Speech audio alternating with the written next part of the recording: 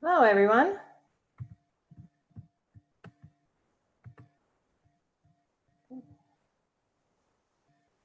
Okay, can everyone hear? Thumbs up if you can. Okay. Wonderful. I apologize for the delay. With us doing this for the first time, there have been just a couple of behind the scenes things that we are learning some skill on. And I completely apologize for my lateness in being here. And thank you for joining this session as far as how to create authentic assignments online. So if you could use the chat to go ahead and type in any of your particular questions in what you're looking for out of the next 20 minutes that we have, because with this area, there are so many different ways that we could go.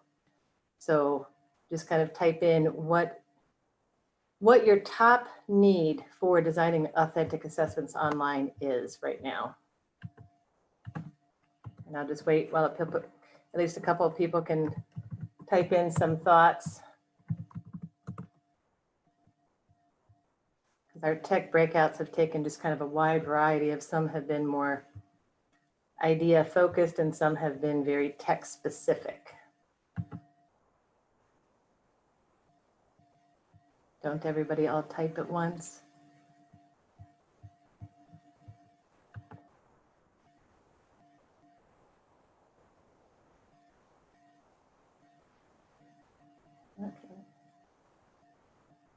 Okay, good. Some basic information. Karen, when you're, and I see Mike is asking about Zoom. Karen, if you can elaborate even in the chat or unmute yourself as far as when you're talking about basic information, do you mean about what the assignment itself looks like, or in terms of what authentic assessment looks like? Hi, Tracy, can you hear me? Yes. Okay. So I teach art history at KCAD, and art history really did not have much online teaching before this year. And so all of us were sort of thrown into the deep end of the pool. And I just haven't used discussion boards very much. And when I have, it's difficult to get students to participate.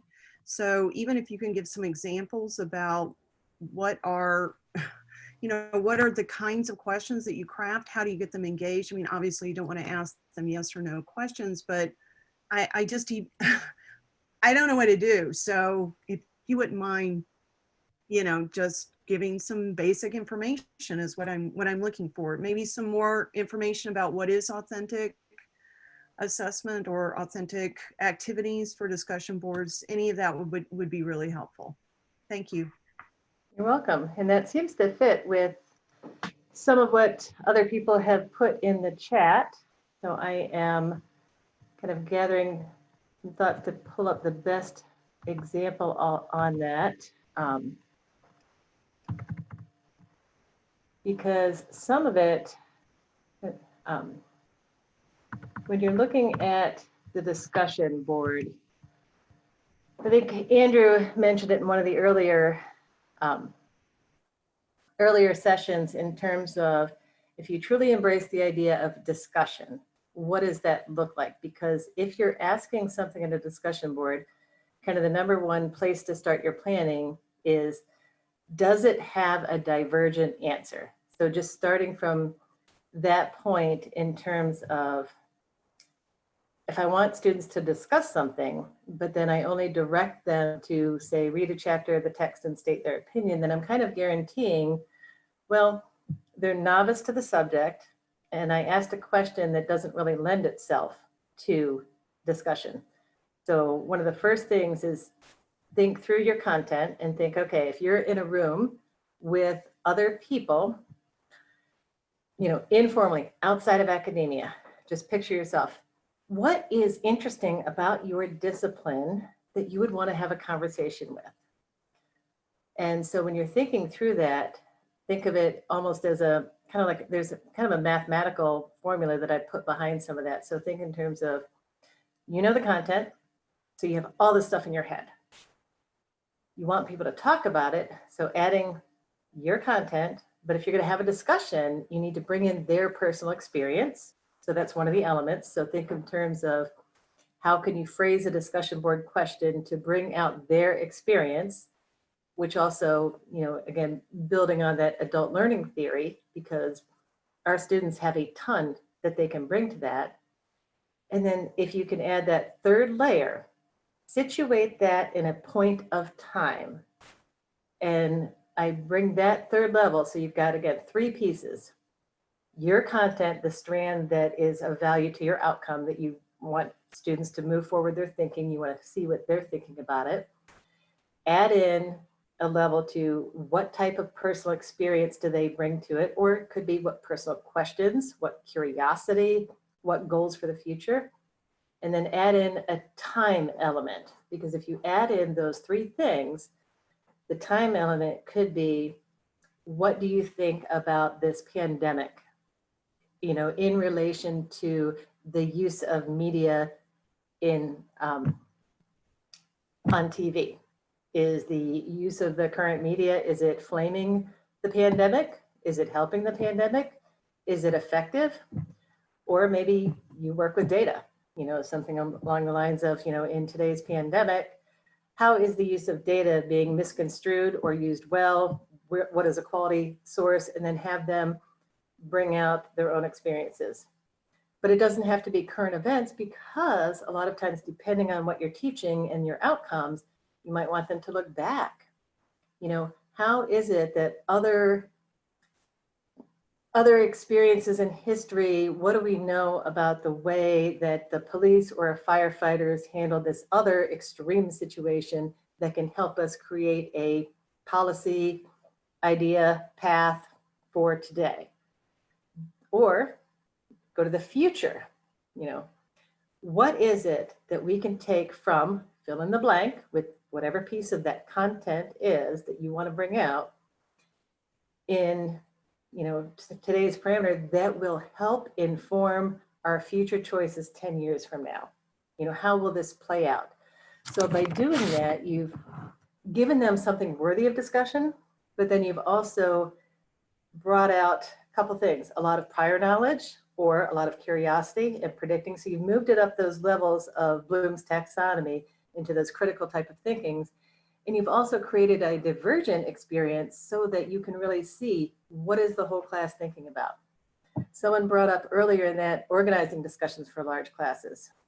So think about you're planning your party, and think about planning the wedding is one that just comes to mind, because that's one that people plan extensively and there's so many ins and outs. But think about it. In a lot of successful dinner parties, whether it's a small dinner party or a wedding dinner party, people plan through the groupings. No one likes to just walk into a room with 100 people and have to just blurt out. We can see this every day when we log into these sessions. It's kind of, intimidating. If you think about it in terms of, planning that dinner party, think about your groupings. What size works for your discussions? When you teach face-to-face, do they get to sit in, the round tables where they sit in groups of 6? Do they sit in groups of 8? Something along those lines.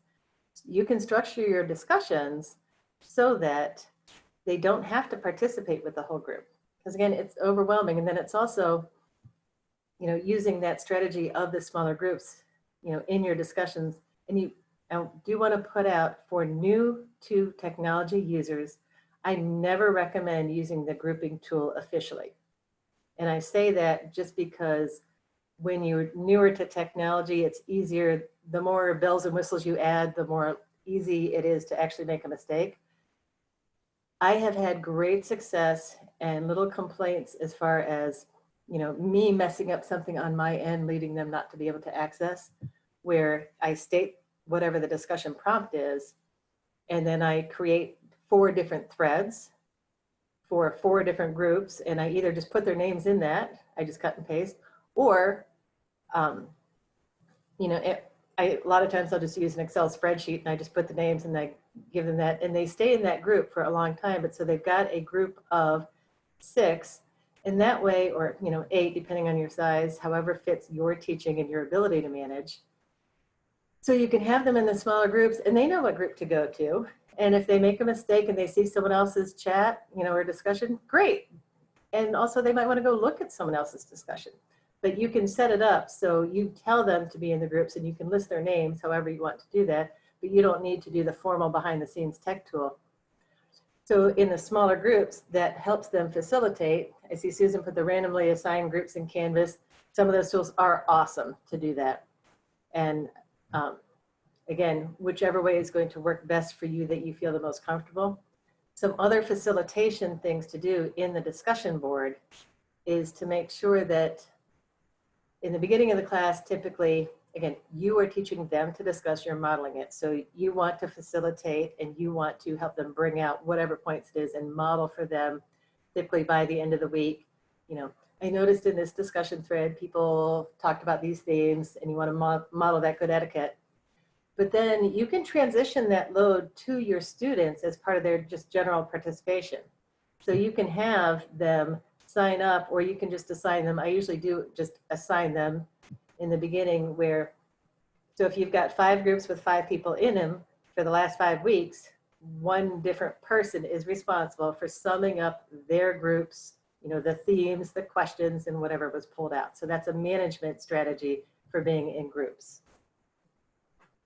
So I don't know if that covers, 100%, but again, just to recap, going back to that formula of a question about your content, bringing in their experience set in a time period, forward, backward, current events. That formula pretty much will at least get you in the ballpark. Before I go to the question that Ron asked, I did want to also go back to what is authentic. And I think that's one of the trickiest things to do. There's a lot of terminology, enriched assessment, authentic assessment. The jargon can go on and on. What I encourage faculty to do when I work with them is just simply tell me, if I was in your class and it's that, why do I need to know this question? What would I be doing with this information in the field? Who would I be talking to? That type of thing. If it's something that later on, I'm going to be needing that skill in in that career path or where it relates, then chances are really good it's related to something being authentic. Sometimes we need to do that as a role play or a scenario. One of the recent ones that I did, and I'll put a list of some of these because I don't want to open up all the different windows, but in a public health class. It was a public health class, Emmanuel Jadhav or Mike Rieger, 2 of the professors at Ferris, and I don't remember which one at this point in time because they have a lot of great classes online. But bottom line is we were talking through what was initially that typical 5-page research paper. And we talked about, well, why do they need to know this? And it was related to policy, and it was kind of for undergrads. And so when we talked through, it's kind of funny now in hindsight to look back at this assignment, because the discussion board thread that we came up with was based on your readings. If you were the person in charge of a daycare or public institution like daycare, nursing home, one of those types of things, and there was a disease outbreak reported in your district health number 10 is the one we were using because that's this area of Michigan. What would you do? And they had to craft a policy on how to handle a disease outbreak in their local area health organization. And then the discussion was, then they had to compare each other's and say, would you be willing to abide by that other person's policy in your organization?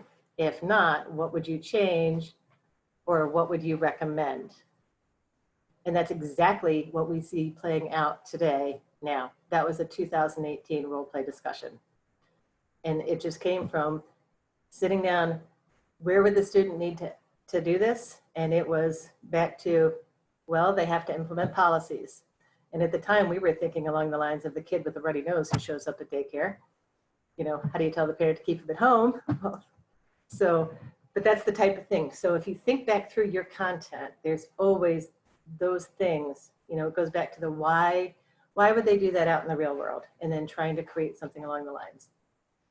So I see the going back to, I'm going to go back to what, trying to scroll up in the chat because Ron had asked that really great question about, oh, good, someone is answering it on the, okay. I see Susan with the accounting and the math. Yeah, the math is definitely one that has been very challenging. Sorry if you hear any college kids in the background. But yeah, that is one of the big things when you're looking at math. But what I hone in on is, again, in discussion boards, there are a couple things. Keep it informal when you can because it's a discussion. Use that as the basis for a formal assignment because if you want formal writing, a lot of times it's better to have that in the assignment. So related to whether it's math or a construction or an art class, if they can put an image in their discussion and then respond to the image. Or maybe they seek out and put a different one in there. The management comes, as far as the group management, can be a little challenging, and that's why for those of you who were in the session earlier, let me see if I can, I'll screen share, kind of related to that question of managing in the online environment. Let me go back to sharing this one, the concept sketch idea. Can everyone see right now? It looks like it's my Canvas dashboard. Thumbs up if you can see it, or just call out so I know that you can see. Okay, perfect. So one of the ones, yep. So for example, if you have a lot of calculations or a lot of images, this is one from a geography class where we modeled, a concept sketch portfolio, but the bottom line is we provided students with in fact, it was actually a PowerPoint, but it could be PowerPoint or Google Sketch, and it had the directions in the beginning, the criteria, it went through all the structures so they knew exactly what this instructor wanted from them, how to do it, all the tools. But then each week, the week one, folder one, they inserted their image into the presentation.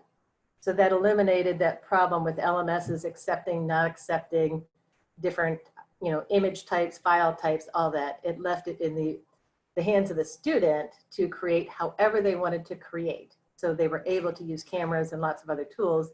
And then from the instructor side, going back to managing large course sections, what was done in this particular one. So, this is week one, folder two, and they had these every week for 6 weeks. But of course, checking in every single folder on all these would be completely unwieldy from an instructor point of view. So after the first one, then he did basically a grade check. That let him know everyone was on the right path, heading where they needed to be heading. So in his Blackboard shell, because this one was Blackboard at the time, one of the first things they did after the first concept sketch, at that point in time, he reviewed them. So then they knew how to use the tools, they knew how to do the sketch, they knew how to insert it, and the gradebook worked, and they got that early feedback. But then he moved to having it so that he had 2 other checkpoints. So he didn't check each time himself. He checked kind of more like at midterm and towards the end because he already knew they were on the right path. As that kind of double check for the feedback, what we've talked about, how to make sure that the students are getting lots of feedback, and you can't be that person to everybody. And so some of the discussion boards in the meantime invited students to share their favorite sketch from one of those assignments in that folder and get feedback in their small groups. So they had small groups in the discussion board and they were getting feedback on their actual concept sketch with a different guiding question. So the concept sketch portfolio was the execution and the documentation, and then they discussed portions of it in the discussion board and got different kinds of peer feedback. So those were some ways to put that in. Let's see, I'm looking through some other questions. Yep, flexible as possible on submissions. Absolutely. And that's where, like I said, if you give the criteria in your assessment and let them figure out the tools, it makes it much easier for them to deal with in their settings. Ron puts in on the detailed work. Again, that's a great idea. That's that making thinking explicit. figuring out where exactly do you need to see their thinking. And if there isn't any detail, then that's kind of that thing where in class, you really wouldn't grade it. You'd probably be, they'd be taking notes or something and you might be standing or circulating depending. And as long as you see that they're doing something, you're not spending your time assessment. And we need to have those activities, absolutely, that's part of learning to learn, but keeping, the more detailed feedback for the more detailed assignments. And let's see, yep. And Mike, I really like how he's kind of responding to that need for choosing the leader. That is another types, one of those strategies that is really helpful because yes, our students also need, in a lot of cases, our guidance to push them, encourage them, and structure ways that are safe for them to be the leader, in that setting. Not everybody likes to be in that leadership role. Other people like to be behind the scenes role. And another person, ideas of things that do not work with discussion boards or is difficult to manage. Okay, I don't know if are you looking for assignments instead of discussion boards, that type of thing? I'm not sure. No, my question is just like in your experience, things you're like, I tried this and it was a horror or it didn't work. And so really just things, because I have never used a discussion board at all. So I guess pitfalls of things that you're like, and that's why I said, maybe you tried something and it was okay, but it was hard to manage of the long term. So again, coming from someone who's never used it at all, are there things which should be totally steer away from? Yeah, that's a great question. And so, shoot, I didn't think to have my old Blackboard up because that would probably be the most helpful.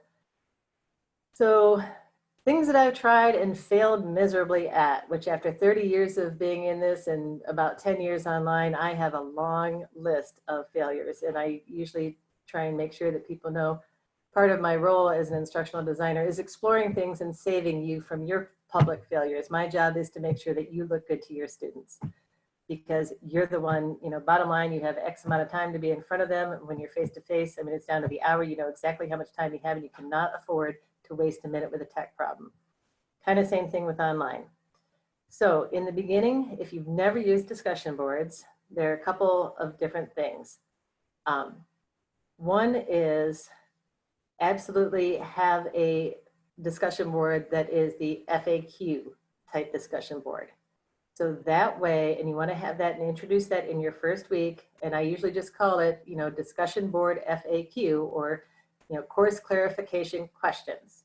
Because I want to make sure for my students that two things. One, when they have a technical problem, they know where to ask it so that I can help them. And number two, I don't want those questions merged in with any other discussion boards. Because if you don't have that type of forum, one of the mistakes that you'll find quickly on is you have this great discussion board question, you have this reading, blah, blah, blah.